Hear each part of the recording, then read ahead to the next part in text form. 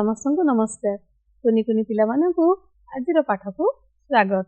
ପିଲାମାନେ, ତୁମେ ଚତୁର୍ଥ ଶ୍ରେଣୀରେ ଭଗ୍ନ ସଂଖ୍ୟା ବିଷୟରେ ଅନେକ କଥା ଶିଖିଛ।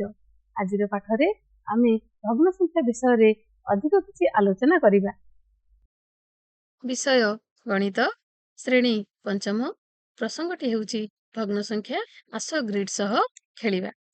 ତ ପିଲାମାନେ, ଭଗ୍ନ ସଂଖ୍ୟା ବିଷୟରେ ଆଲୋଚନା କରିବା ପୂର୍ବରୁ ଚାଲ ଏକ ପରିସ୍ଥିତି ସହ ଟିକେ କଥା ହେବା। ରୀନା ଓ ତା ମା ହାଟକୁ ଆସିଛନ୍ତି। ହାଟ ଦେଖି ରୀନା କହୁଛି, ମା, ଆଜି ହାଟ ବହୁତ ଭିଡ଼। ତାପରେ ମା କହୁଛନ୍ତି, ଆଜି ପୁରା ହାଟ ବାରି, ସେଥିପାଇଁ ଭିଡ଼। ତାପରେ ରୀନା କହୁଛି, ମା, ଚାଲ ତରଭୁଜ କିଣିବା। ଉଭୟ ଫଳ ଦୋକାନକୁ ଯାଇଛନ୍ତି। ମା ଦୋକାନୀକୁ କହୁଛନ୍ତି, ଏଇ ତରଭୁଜଟିକୁ ସମାନ 2 ଭାଗରେ କାଟି 1 ଭାଗ ଦିଅନ୍ତୁ। ତାପରେ ମା ରୀନାକୁ ପଚାରୁଛନ୍ତି, ରୀନା, ଆମେ ତରଭୁଜର କେତେ ଭାଗ ଆଣିଲେ? ରୀନା କହୁଛି, ଅଧା ଆଣିଲେ ମା। ତାପରେ ମା କହୁଛନ୍ତି, ଅଧା ଆଣିଲେ ଯେ ଭଗ୍ନ ସଂଖ୍ୟାରେ ତାକୁ କିପରି ପ୍ରକାଶ କରିବା? ତାପରେ ରୀନା କହୁଛି, ଭଗ୍ନ ସଂଖ୍ୟା, ତାର ବୋଧେ ମନେ ନାହିଁ ଭଗ୍ନ ସଂଖ୍ୟା ବିଷୟରେ, ସେ ଭୁଲି ଯାଇଛି। ତେଣୁ ମା ପୁଣି ତାକୁ ମନେ ପକେଇ କହୁଛନ୍ତି, ଆମେ ସମାନ 2 ଭାଗରୁ 1 ଭାଗ ଆଣିଲେ, ଅର୍ଥାତ୍ 1 ବିଭକ୍ତକ 2।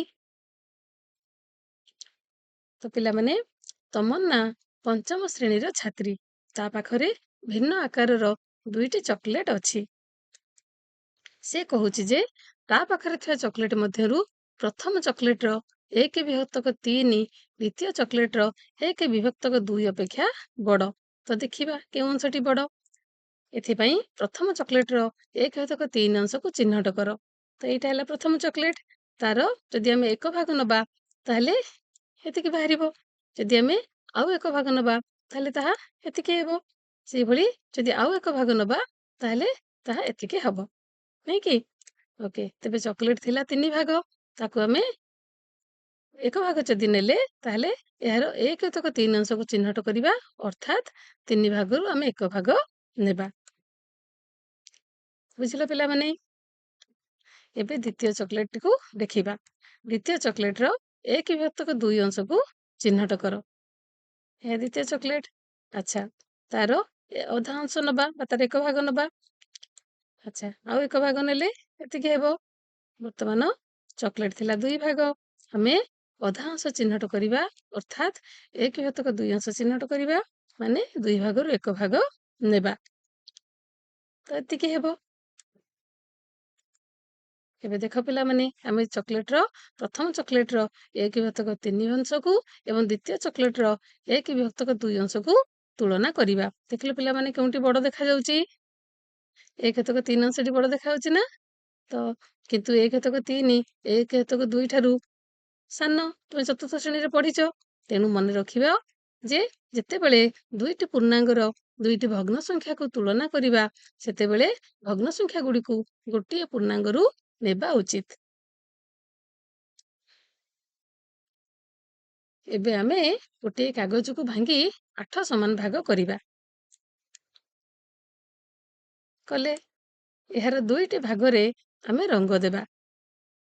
ରଙ୍ଗ ଦେଲେ ତାହେଲେ ଭଗ୍ନ ସଂଖ୍ୟାରେ ପ୍ରକାଶ କଲେ ଏହାକୁ କିପରି କହିବା? ନା, ଆମେ ମୋଟ ଅଂଶକୁ କେତେ ଭାଗରେ ଭାଗ କଲେ? 8 ସମାନ ଭାଗରେ। ସେଥିରୁ ରଙ୍ଗ ଦେଲେ 2 ଭାଗରେ।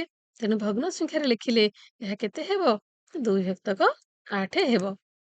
ତେଣୁ ବର୍ତ୍ତମାନ ପିଲାମାନେ, ତୁମମାନଙ୍କ ପାଇଁ କିଛି ପ୍ରଶ୍ନ ରହିଛି।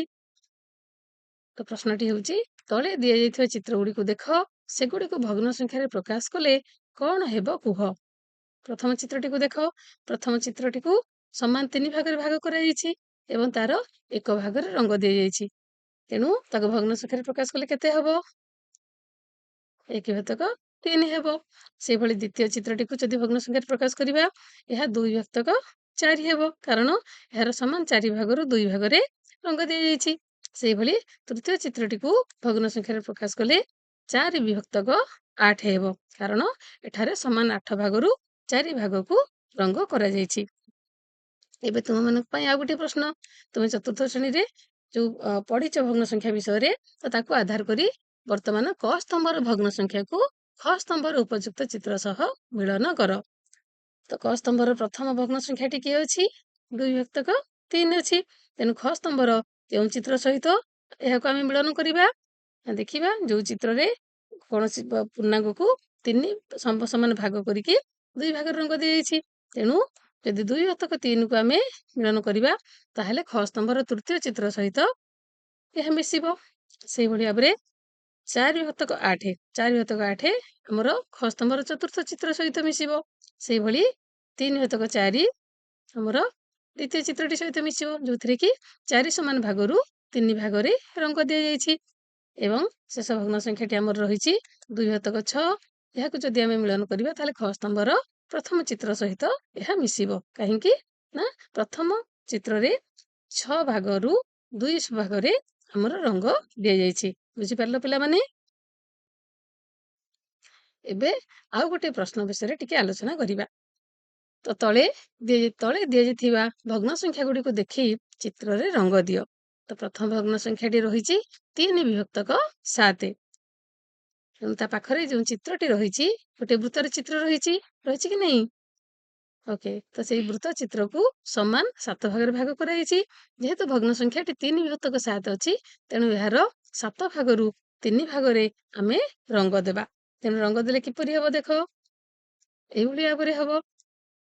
ଅଥବା ତୁମେ ଏହି ସମାନ ଭାଗର ଯେକୌଣସି 3ଟି ଭାଗରେ ରଙ୍ଗ ଦେଇ ପାରିବ। ସେଇଭଳି 9/11 ଭଗ୍ନ ସଂଖ୍ୟାକୁ ଯଦି ଆମେ ରଙ୍ଗ ଦେବା ତାହେଲେ ତା କିପରି ହେବ? ସେଇଭଳି ଭାବରେ ହେବ, ନାଇଁ କି? ଆଉ 3/5କୁ ରଙ୍ଗ ଦେଲେ ଏଇଭଳି ଭାବରେ ହେବ। ବା ଯେଉଁ ଚିତ୍ରକୁ ଏଇ ଯୋଉ ଚିତ୍ର ଦିଆଯାଇଛି ତା ପାଖରେ ସମାନ 5 ଭାଗରେ ଭାଗ କରାଯାଇଛି, ତେଣୁ ତାର ଯେକୌଣସି 3ଟି ଅଂଶରେ ତୁମେ ରଙ୍ଗ ଦେଇ ପାରିବ। ସେଇଭଳି 2/7 ଭଗ୍ନ ସଂଖ୍ୟାଟିକୁ ଯଦି ଆମେ ଚିତ୍ରିତ ଆକାରରେ ପ୍ରକାଶ କରିବା ତାହେଲେ ଏଇଭଳି ଭାବରେ ହେବ। ବୁଝିପାରିଲ ପିଲାମାନେ? ଠିକ ଅଛି, ଏବେ ଆମେ ଗ୍ରିଡ୍ ସହ ଖେଳିବା। ଦେଖ ପିଲାମାନେ, ତଳେ 2ଟି ଗ୍ରିଡ୍ ଦିଆଯାଇଛି। ସେଥିରୁ ଆମେ ଗୋଟିଏ ଗ୍ରିଡରେ ମନ୍ଦାର ଫୁଲ ଓ ଅନ୍ୟ ଗ୍ରିଡରେ ଗୋଲାପ ଫୁଲକୁ ଭରିବା। ତେଣୁ ପ୍ରଥମ ଗ୍ରିଡରେ ଆମେ 5ଟି ମନ୍ଦାର ଫୁଲ ରଖିବା। ରହିଲା 5ଟି ମନ୍ଦାର ଫୁଲ। ଆଚ୍ଛା, ଏବେ ଦେଖିବା ଆମର এই ଗ୍ରିଡରେ ମୋଟରେ ଘର ସଂଖ୍ୟା କେତେ? 30ଟି। ଆଚ୍ଛା, ଆମେ କେତୋଟି ଘରେ ମନ୍ଦାର ଫୁଲ ରଖିଲେ? 5ଟି ଘରେ। ତେଣୁ ଭଗ୍ନ ସଂଖ୍ୟାରେ ପ୍ରକାଶ କଲେ ଏହା କେତେ ହେବ? କେତେ ହେବ କୁହ? ନା, ମନ୍ଦାର ଫୁଲ ଥିବା ଘର ସଂଖ୍ୟା ବିଭକ୍ତକ ମୋଟ ଘର ସଂଖ୍ୟା, ଯୋଉଟା କି ହଉଛି 5/30। ଆଚ୍ଛା ପିଲାମାନେ, ମତେ ଏବେ କହିଲ ଏହି 5/30 ସମ୍ପୂର୍ଣ୍ଣ ଗ୍ରିଡର କେତେ ଅଂଶ? ନା, 30 ଭାଗରୁ 5 ଭାଗ, ଅର୍ଥାତ୍ 6 ଭାଗରୁ 1 ଭାଗ। ମାନେ ଯଦି ଗ୍ରିଡଟିକୁ ଆମେ ସମାନ 6 ଭାଗରେ ଭାଗ କରିବା ତାହେଲେ 1 ଭାଗରେ 5ଟି ଘର ରହିବ।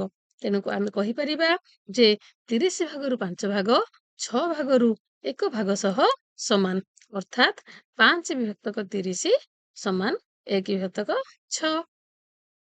ବୁଝିପାରିଲ ପିଲାମାନେ? ଠିକ ଅଛି, ଏବେ ଆମେ ପରବର୍ତ୍ତୀ ଗ୍ରିଡକୁ ଯିବା।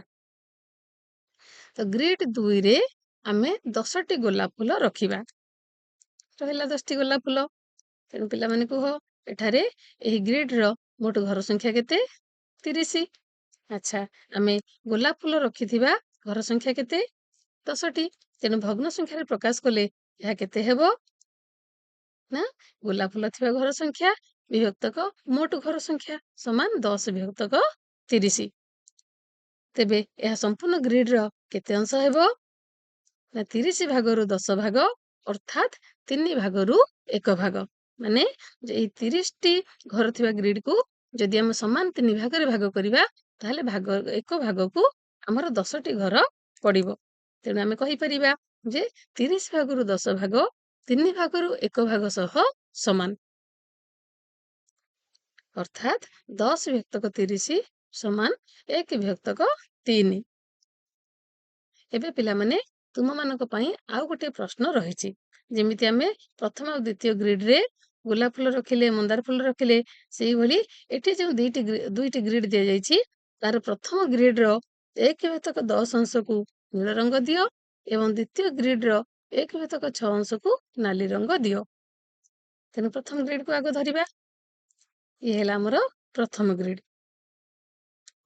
ଆଚ୍ଛା, এই ଗ୍ରିଡର ମୋଟ ଘର ସଂଖ୍ୟା କେତେ? 30ଟି।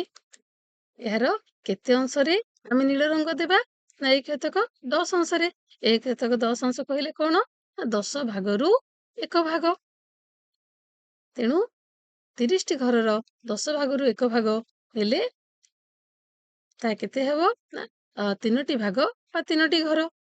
ତେଣୁ ଆମେ 3ଟି ଘରେ ବା ଏ ଗ୍ରିଡର 3ଟି ଘରେ ନୀଳ ରଙ୍ଗ ଦେବା। ହେଲା ପିଲାମାନେ, ବୁଝିପାରିଲ?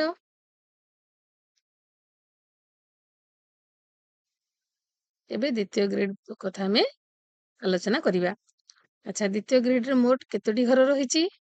30ଟି। ଆଚ୍ଛା, ଏଇ ଗ୍ରିଡର କେତେ ଅଂଶକୁ ଆମେ ନାଲି ରଙ୍ଗ ଦେବା? ନା 1 ଶତକ 6 ଅଂଶକୁ। 1 ଶତକ 6 ଅଂଶ ମାନେ 6 ଭାଗରୁ 1 ଭାଗକୁ ଆମେ ନାଲି ରଙ୍ଗ ଦେବା। ତାହେଲେ କୁହ ମତେ, ଏହି ଗ୍ରିଡର 6 ଭାଗରୁ 1 ଭାଗ କହିଲେ କେତୋଟି ଘରକୁ ବୁଝାଏ?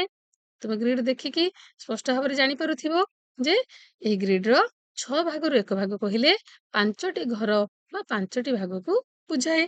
ତେଣୁ ଆମେ ଏହି ଗ୍ରିଡର এই 5ଟି ଘରେ ନାଲି ରଙ୍ଗ ଦେବା। ତେଣୁ ନାଲି ରଙ୍ଗ ଦେଲେ ଗ୍ରିଡଟି ଆମର କିପରି ଦେଖାଯିବ? ଏଇଭଳି ଦେଖାଯିବ। ବା ଯେକୌଣସି 5ଟି ଘରେ ତୁମେ ନାଲି ରଙ୍ଗ ଦେଇପାରିବ। ଏବେ ପିଲାମାନେ, ତୁମମାନଙ୍କ ପାଇଁ ଆଉ ଗୋଟିଏ ପ୍ରଶ୍ନ ରହିଛି।